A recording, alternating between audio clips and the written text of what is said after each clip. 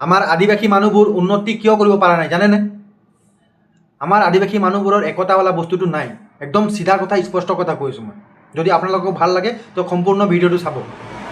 আমাৰ আদিবাসী মানুহৰ একতাৱালা বস্তুটো নাই, তাৰ কাৰণে আমাৰ আদিবাসী মানুহবোৰে উন্নতি কৰিব নোৱাৰে। আজি কছাৰী ক, বড়ো মানুহ ক, মুছলমান মানুহ ক, অসমীয়া মানুহ ক, আজি তেওঁলোকে কিমান উন্নতি, কিয়?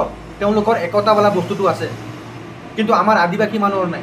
আজি এই দেশখন স্বাধীন হোৱা 75 ইয়াৰ্ছ হৈছে, ঠিক আছে।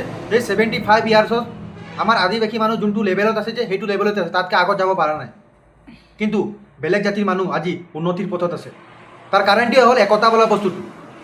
আজি যদি বড়ো মানুহৰ কিবা এটা আন্দোলন হ'ব ন, তাতে ৰাস্তাত ভৰি দিবৰ কাৰণে জাগা নাথাকিব। কিন্তু আমাৰ আদিবাসী মানুহৰ আন্দোলন হ'লে সেই আদিবাসী মানুহবোৰ নাটক দেখায় যে অমুক কাম আছে তমুক কাম আছে, কিছুমান মানুহ নাযায়, ঠিক আছে।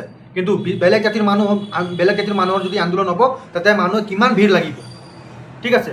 আজি তেওঁলোকে উন্নতিৰ পথত আছে, আমাৰ আদিবাসী মানুহবোৰ উন্নতিৰ পথত নাই, ঠিক আছে। একতা বোলা বস্তু নাই। যোনদিনাখন আদিবাসী মানুহ একতা হৈ যাব ন, সেইদিনাখন আমাৰ আদিবাসী মানুহ উন্নতিৰ পথত যাব। স্পষ্ট কথা, চিধা কথা। আৰু কাৰোবাক যদি এই কথাটো ভাল লাগিছে তেনেহ'লে ভিডিঅ'টো শ্বেয়াৰ কৰক আৰু আমাৰ আদিবাসী মানুহে চাব ভিডিঅ'টো, ঠিক আছে। জয় হিন্দ, জয় ভাৰত, জয় বিৰছা মুণ্ডা।